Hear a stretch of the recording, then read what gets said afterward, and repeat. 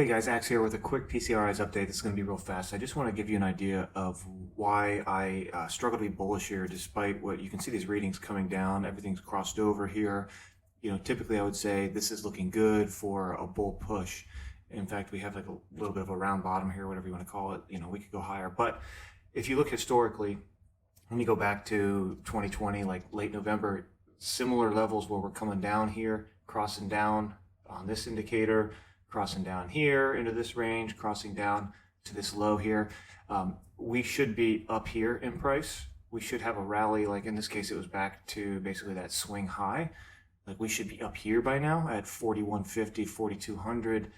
And instead we're still well below resistance.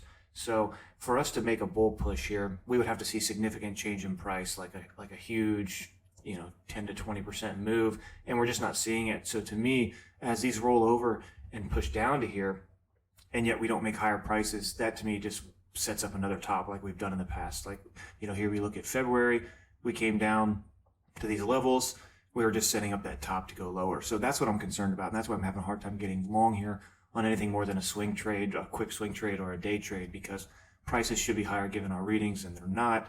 So that means basically the bears are getting all their bang for the buck, bulls aren't getting anything. I hope that helps.